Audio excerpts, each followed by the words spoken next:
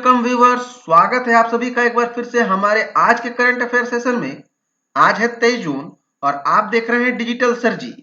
आज हम 23 जून से संबंधित जितने भी महत्वपूर्ण क्वेश्चन बन सकते हैं उन सभी को डिटेल्स में डिस्कस करने वाले हैं, तो वीडियो के अंत तक जरूर बने रहें। और अगर आपने अभी तक हमारे चैनल को सब्सक्राइब नहीं किया है या आप हमारे चैनल पर पहली बार आ रहे हैं तो चैनल को सब्सक्राइब करना ना भूलें और साथ ही बेल आइकन को जरूर दबाएं ताकि आगे आने वाली हमारी हर एक वीडियो का नोटिफिकेशन आप सभी को मिल सके। और फ्रेंड्स, आज के वीडियो का जो क्वेश्चन का पीडीएफ लिंक है वो आपको हमारे वीडियो के नीचे डिस्क्रिप्शन बॉक्स में मिल जाएगा। तो चलिए ज्यादा समय न लेते हुए आज का सेशन शुरू करते हैं और सीखते हैं।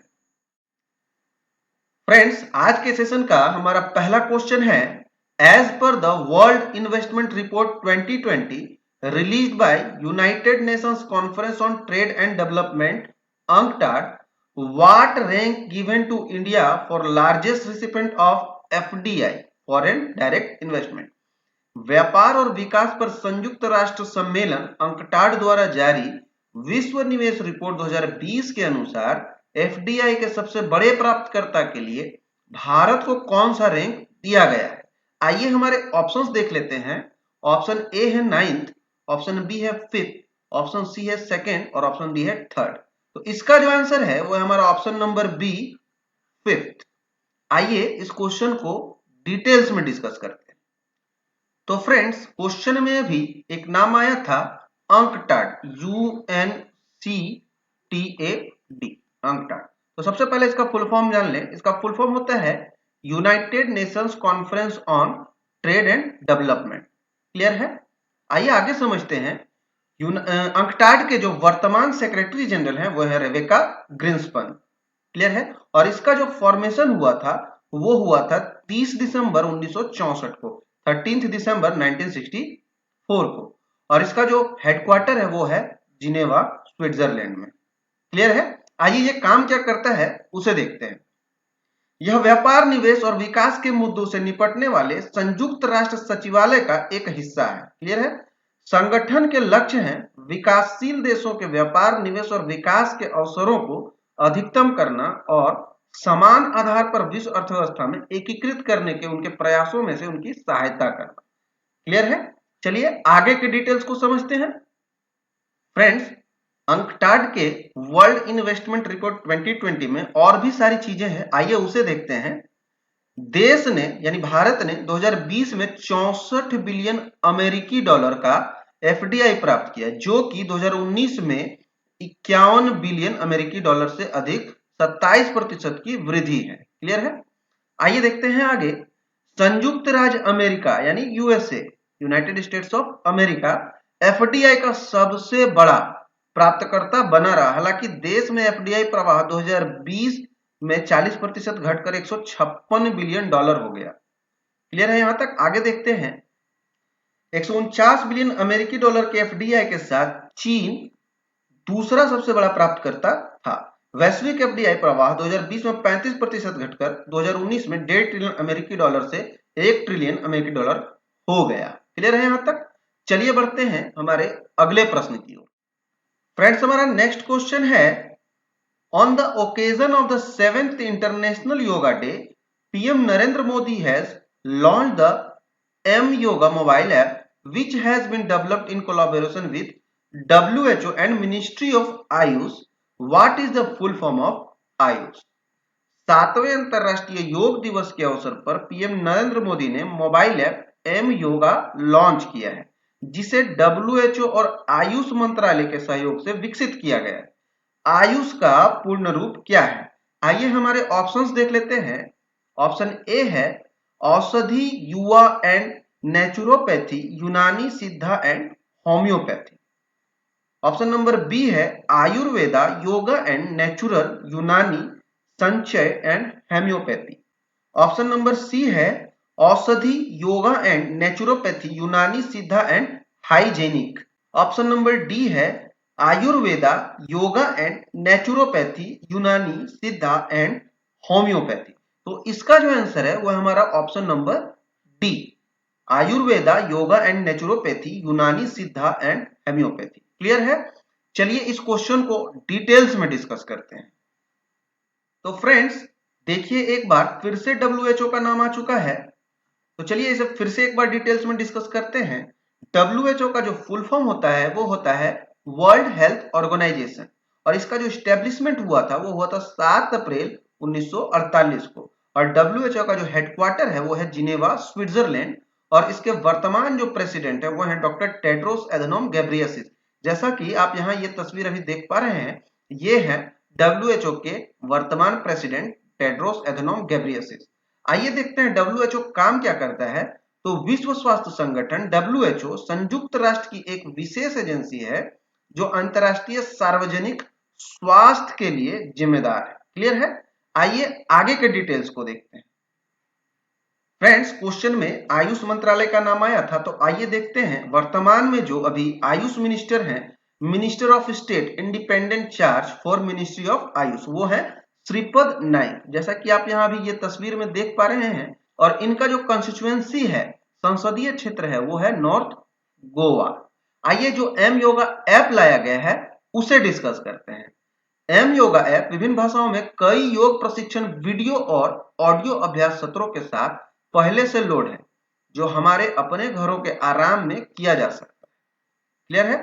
वर्तमान में एम योगा ऐप अंग्रेजी, हिंदी और फ्रेंच में उपलब्ध है, लेकिन आने वाले महीनों में इसे अन्य संयुक्त राष्ट्र भाषाओं में उपलब्ध कराया जाएगा।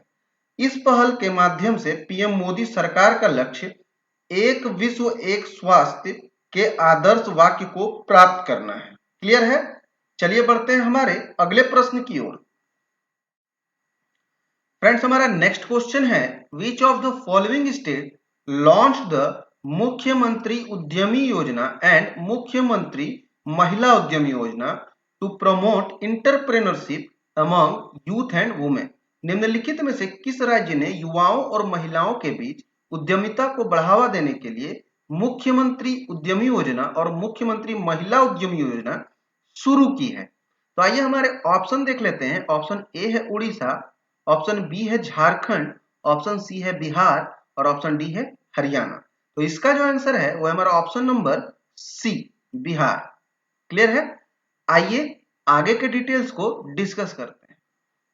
फ्रेंड्स, अभी स्क्रीन पे ये जो आप इंडिया का मैप देख पा रहे हैं, ये रेड कलर का जो एरिया है ये है स्टेट बिहार। क्लियर है? इसका जो फॉर्मेशन हुआ था वो हुआ था 22 मार्च 1912 को, और बिहार की जो राजधानी है, कैपिटल, वो है पटना। और यहाँ पे जिलों की कुल संख्या है 38, और यहाँ लेजिस्लेचर है बाईकैमरल। क्लियर है? 2 सदनीय। तो एक सदन में 243 सीट्स है और दूसरा सदन में 75 सीट है। अब बाईकैमरल क्या होता है, द्विसदनीय क्या होता है, आइए देखते हैं। द्विसदनीय विधायिका को 2 अलग अलग विधानसभाओं, कक्षों या सदनों में विभाजित करने की प्रथा है, जिसे द्विसदनीय विधायिका के रूप में जाना जाता है। क्लियर है? और बिहार में राज्यसभा सीटों की कुल संख्या है 6, और यहाँ लोकसभा सीटों की संख्या है 40। क्लियर है? अभी आप यहाँ ये जो तस्वीर देख पा रहे हैं अपने लेफ्ट साइड में, यह है नीतीश कुमार, जो कि बिहार के वर्तमान चीफ मिनिस्टर हैं। और यहाँ अपने राइट साइड में ये जो तस्वीर अभी आप देख पा रहे हैं, यह है बिहार के वर्तमान गवर्नर फागू चौहान। आइए आगे के डिटेल्स को डिस्कस करते हैं। हाँ, तो फ्रेंड्स, अभी बिहार सरकार द्वारा ये जो 2 स्कीम लाया गया है, मुख्यमंत्री उद्यमी योजना और मुख्यमंत्री महिला उद्यमी योजना, इसमें क्या क्या चीजें हैं आइए उसे देखते हैं। युवा और महिला जाति और पंथ से अलग उद्यम शुरू करने की इच्छा रखने वाले को 10 लाख रुपए का ऋण मिलेगा, जिसमें 5 लाख रुपए राज्य सरकार की ओर से अनुदान के रूप में और शेष 5 लाख रुपए ऋण के रूप में आएंगे, जो 84 किस्तों में वापस किए जाएंगे। उन्होंने एक पोर्टल भी लॉन्च किया है जिस पर सभी वर्गों के युवा और महिलाएं सरकार से ऋण प्राप्त करने के लिए अपना पंजीकरण करा सकती हैं। क्लियर है? चलिए बढ़ते हैं हमारे अगले प्रश्न की। फ्रेंड्स, हमारा नेक्स्ट क्वेश्चन है, who among the following has been recently become the new chief prosecutor for the International Criminal Court? निम्नलिखित में से कौन हाल ही में अंतरराष्ट्रीय आपराधिक न्यायालय का नया मुख्य अभियोजक बने हैं? आइए हमारे ऑप्शन देख लेते हैं। ऑप्शन ए है करीम खान, ऑप्शन बी है चार्ल्स टेलर, ऑप्शन सी है विलियम रूटो, और ऑप्शन डी है मार्गेरिटा डेनिस। तो इसका जो आंसर है वो हमारा ऑप्शन नंबर ए, करीम खान। आइए इस क्वेश्चन को डिटेल्स में डिस्कस करते हैं।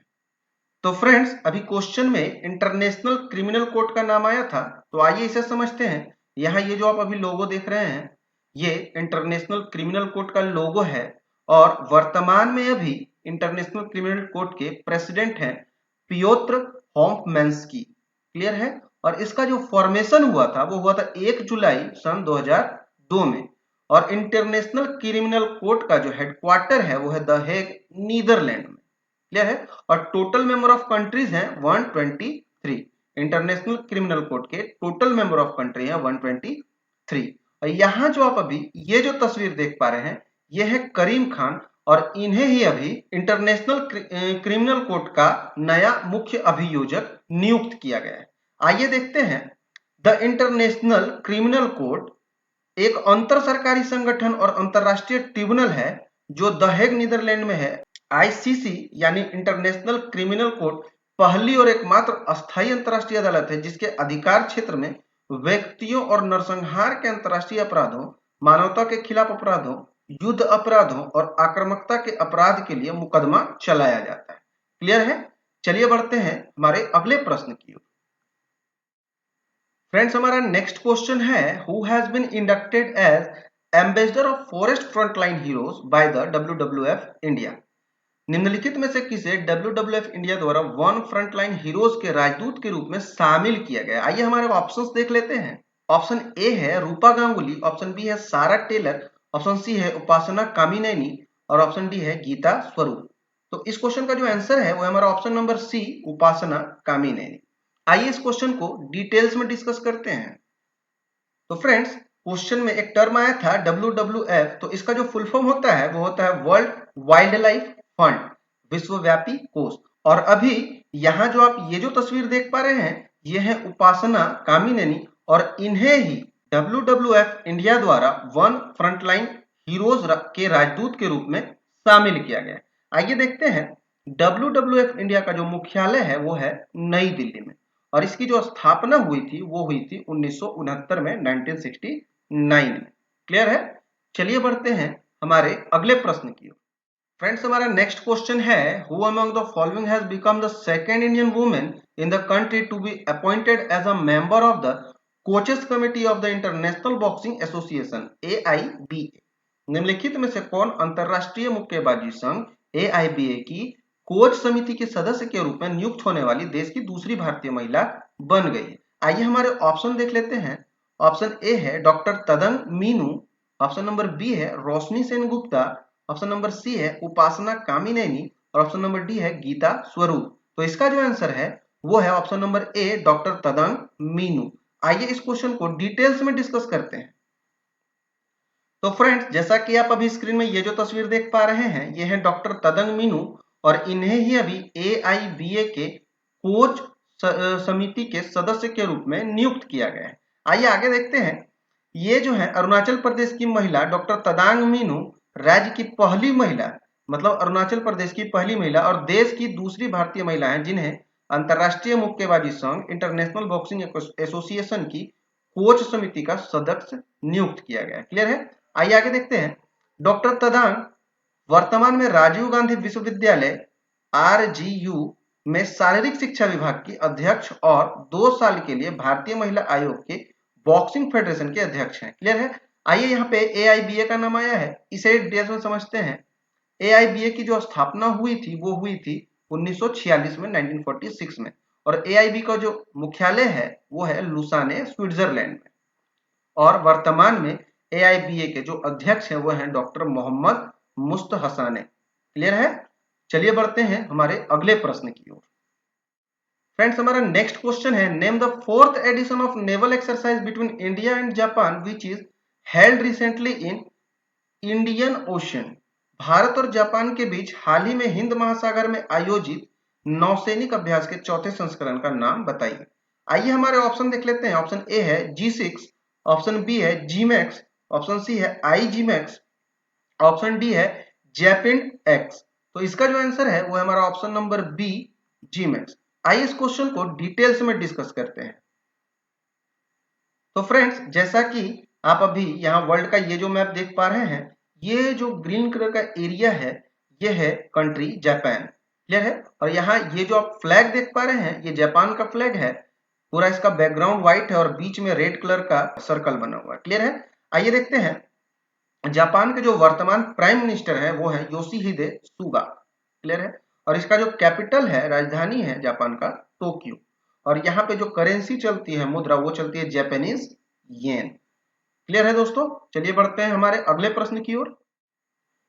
फ्रेंड्स, हमारा नेक्स्ट क्वेश्चन है, name the chairman of the 4 member take over panel which is constituted by markets regulator SEBI to look into the application that seek exemption from the mandatory open offer.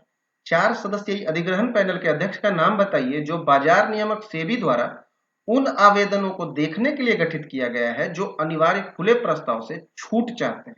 आइए हमारे option देख लेते हैं। Option A है N K सोडी, option B है Darius खंबाता, option C है Thomas Matthew T और option D है एन वेंकटरमन। तो इसका जो आंसर है वो हमारा ऑप्शन नंबर ए है एन के सोडी। क्लियर है। और बाकी के जो 3 मेंबर है वो हैं जो हमने ऑप्शन में दे रखा है, डेरियस खंबाता, और दूसरे हैं थॉमस मैथ्यू टी, और तीसरे हैं एन वेंकटरमन। टोटल 4 मेंबर हैं जिसके अध्यक्ष हैं एन के सोडी और बाकी के 3 मेंबर ये हैं जो हमने ऑप्शन में दे रखा है। आइए क्वेश्चन को और भी डिटेल्स में डिस्कस करते हैं। तो फ्रेंड्स, अभी क्वेश्चन में एक टर्म आया था सेबी, SEBI। जैसा कि आप यहाँ ये लोगो देख पा रहे हैं, ये सेबी का लोगो है और इसका जो फुल फॉर्म होता है वो होता है securities and exchange board of India. और वर्तमान में सेबी के जो चेयरमैन है वो है अजय त्यागी और इसका जो फॉर्मेशन हुआ था वो हुआ था 30 जनवरी 1992 को। और इसका जो हेडक्वार्टर है वो है मुंबई, महाराष्ट्र में। और ये काम क्या करता है ये देखते हैं। भारतीय प्रतिभूति और विनिमय बोर्ड से भी भारत सरकार के वित्त मंत्रालय के अधिकार क्षेत्र में भारत में प्रतिभूतियों और कमोडिटी बाजार के लिए नियामक निकाय है। यह 12 अप्रैल 1988 को इसका फॉर्मेशन स्थापित किया गया था और सेबी अधिनियम 1992 के माध्यम से 30 जनवरी 1992 को वैधानिक शक्तियां दी गई थी। क्लियर है यहां तक। चलिए बढ़ते हैं हमारे अगले प्रश्न की ओर। फ्रेंड्स, हमारा नेक्स्ट क्वेश्चन है, Bharti Airtel and which of the following company has entered into a partnership for implementing 5G network solutions for India. Bharti Airtel और निम्नलिखित में से किस कंपनी ने भारत के लिए 5G नेटवर्क समाधान लागू करने के लिए साझेदारी की है। आइए हमारे ऑप्शन देख लेते हैं। ऑप्शन ए है विप्रो, ऑप्शन बी है इन्फोसिस, ऑप्शन सी है TCS और ऑप्शन डी है BSNL।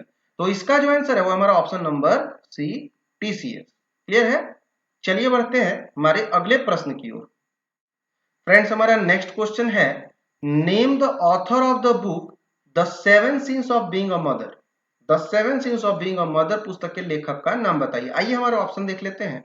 ऑप्शन ए है नीना भगनानी, ऑप्शन बी है अरुंधति रॉय, ऑप्शन सी है तस्लीमा नरसिम और ऑप्शन डी है ताहिरा कश्यप खुराना। तो इसका जो आंसर है वो हमारा option number D Tahira Kashyap Khurana. आइए आगे डिटेल्स में देखते हैं। तो फ्रेंड, जैसा कि आप अभी स्क्रीन में ये जो तस्वीर देख पा रहे हैं यही है ताहिरा कश्यप खुराना और इन्होंने ही एक पुस्तक लिखी है जिसका नाम है the 7 sins being a mother. Clear है। चलिए बढ़ते हैं हमारे अगले प्रश्न की ओर। फ्रेंड्स, हमारा नेक्स्ट क्वेश्चन है, who among the following has been conferred with the prestigious European Inventor Award. निम्नलिखित में से किसे प्रतिष्ठित यूरोपीय आविष्कारक पुरस्कार से सम्मानित किया गया है। आइए हमारे ऑप्शन देख लेते हैं। ऑप्शन ए है गीता स्वरूप, ऑप्शन बी है सुमिता मित्रा, ऑप्शन सी है नीना भगनानी और ऑप्शन डी है ताहिरा कश्यप खुराना। तो इसका जो आंसर है वो हमारा ऑप्शन नंबर बी सुमिता मित्रा। आइए इस क्वेश्चन को डिटेल्स में डिस्कस करते हैं। तो फ्रेंड्स, जैसा कि स्क्रीन में अभी आप ये जो तस्वीर देख पा रहे हैं यह है सुमिता मित्रा जो कि भारतीय अमेरिकी केमिस्ट हैं और इन्हें ही अभी यूरोपीय आविष्कारक पुरस्कार से सम्मानित किया गया है। और ये जो पुरस्कार दिया गया, आइए उसके बारे में देखते हैं। यह पुरस्कार यूरोप के सबसे प्रतिष्ठित नवाचार पुरस्कारों में से एक है जो यूरोप और उसके बाहर के उत्कृष्ट आविष्कारकों को पहचानने के लिए यूरोपीय पेटेंट कार्यालय EPO द्वारा प्रतिवर्ष प्रस्तुत किया जाता है। क्लियर है। चलिए बढ़ते हैं हमारे अगले प्रश्न की ओर। फ्रेंड्स, हमारा नेक्स्ट क्वेश्चन है, weightlifter Laurel Hubbard will be the first transgender athlete to compete at Olympic from which of the following country she belongs. भारोत्तोलक लॉरेल हबार्ड ओलंपिक में प्रतिस्पर्धा करने वाली पहली ट्रांसजेंडर एथलीट होंगी। वह निम्नलिखित में से किस देश से संबंधित है। आइए हमारे ऑप्शन देख लेते हैं। ऑप्शन ए है ऑस्ट्रेलिया, ऑप्शन बी है ब्राजील, ऑप्शन सी है यूनाइटेड किंगडम और ऑप्शन डी है न्यूजीलैंड। तो इसका जो आंसर है वो है हमारा ऑप्शन नंबर डी, न्यूजीलैंड। आइए इस क्वेश्चन को डिटेल्स में डिस्कस करते हैं। फ्रेंड्स, जैसा कि आप अभी स्क्रीन में ये जो तस्वीर देख पा रहे हैं, ये है लॉरेल हबार्ड और ये न्यूजीलैंड की ट्रांसजेंडर वेट लिफ्टर है। क्लियर है? चलिए, आप लोगों के लिए एक प्रश्न है, आप कमेंट बॉक्स में कमेंट करके बता सकते हैं। यहाँ एक देश का नाम आया है न्यूजीलैंड, इसकी जो राजधानी है, इसका जो कैपिटल है वो कहाँ है, आप हमें कमेंट बॉक्स में कमेंट करके बता सकते हैं। चलिए आगे देखते हैं। लॉरेल हबार्ड इतिहास और सुर्खियां बटोरने के साथ साथ विवाद बनाने के लिए तैयार है। 43 वर्षीय लॉरेल, जो ओलंपिक में चौथी सबसे उम्रदराज भारोत्तोलक होंगी, को टोक्यो में महिलाओं के सुपर हैवीवेट 87 किलोग्राम प्लस वर्ग में एक मजबूत पदक दावेदार माना जा रहा है। यहां तक क्लियर है दोस्तों? चलिए बढ़ते हैं हमारे अगले प्रश्न की ओर। फ्रेंड्स, हमारा नेक्स्ट क्वेश्चन है, in which of the following date World Hydrography Day is observe every year? निम्नलिखित में से किस तिथि को विश्व हाइड्रोग्राफी दिवस प्रति वर्ष मनाया जाता है? आइए हमारे ऑप्शन देख लेते हैं। ऑप्शन ए है 22 जुलाई, ऑप्शन बी है 23 जुलाई, ऑप्शन सी है 21 जून और ऑप्शन नंबर डी है 23 जून। तो इसका जो आंसर है वो है हमारा ऑप्शन नंबर सी, 21 जून। क्लियर है? आइए इस क्वेश्चन को डिटेल्स में डिस्कस करते हैं। तो फ्रेंड्स, वर्ल्ड हाइड्रोग्राफी डे जो 21 जून को मनाया गया, उसके बारे में कुछ डिटेल्स उसे देखते हैं। संयुक्त राष्ट्र महासभा ने वर्ष 2005 में हर 21 जून को विश्व हाइड्रोग्राफी दिवस मनाने का एक प्रस्ताव स्वीकार किया। क्लियर है? मतलब यह जो दिवस है वो 2005 से हर साल 21 जून को मनाया जा रहा है। और इस वर्ष विश्व हाइड्रोग्राफी दिवस का जो थीम था वो था 100 years of international cooperation in hydrography. Clear है? इसे याद कर लेना है दोस्तों। चलिए बढ़ते हैं हमारे अगले प्रश्न की ओर। तो फ्रेंड्स, आज के सेशन का हमारा आखिरी क्वेश्चन है, in which of the following date World Humanist Day is observe every year? निम्नलिखित में से किस तिथि को हर साल विश्व मानवतावादी दिवस मनाया जाता है? आइए हमारे ऑप्शन देख लेते हैं। ऑप्शन ए है 21 जून, ऑप्शन बी है 23 जुलाई, ऑप्शन सी है 22 जून और ऑप्शन डी है 23 जून। तो इसका जो आंसर है वो हमारा ऑप्शन नंबर ए, 21 जून। आइए इस क्वेश्चन को डिटेल्स में डिस्कस करते हैं। तो फ्रेंड्स, 21 जून को जो वर्ल्ड ह्यूमैनिटीज डे मनाया गया, उसकी कुछ जानकारी, आइए उसे समझते हैं। इस दिन का आयोजन अंतरराष्ट्रीय मानवतावादी और नैतिक संघ international humanities and ethical union IHEU द्वारा 1980 से किया जा रहा है। IHEU मानवतावादी, नास्तिक, तर्कवादी, नैतिक संस्कृति, धर्मनिरपेक्षतावादी और अन्य स्वतंत्र समूहों के लिए वैश्विक महासंघ है। क्लियर है दोस्तों? तो फ्रेंड्स, आज के करंट अफेयर का सेशन यहीं समाप्त होता है। अगर आपको हमारा ये वीडियो पसंद आया है तो वीडियो को ज्यादा से ज्यादा लाइक करें, कमेंट करें, शेयर करें और चैनल को सब्सक्राइब करना न भूलें और साथ ही बेल आइकन को जरूर दबाएं ताकि आगे आने वाली हमारी हर एक वीडियो का नोटिफिकेशन आप सभी को मिल सके। तो चलिए मिलते हैं हमारे 24 जून के करंट अफेयर सेशन में। तब तक के लिए सीखते रहिए और सिखाते रहिए।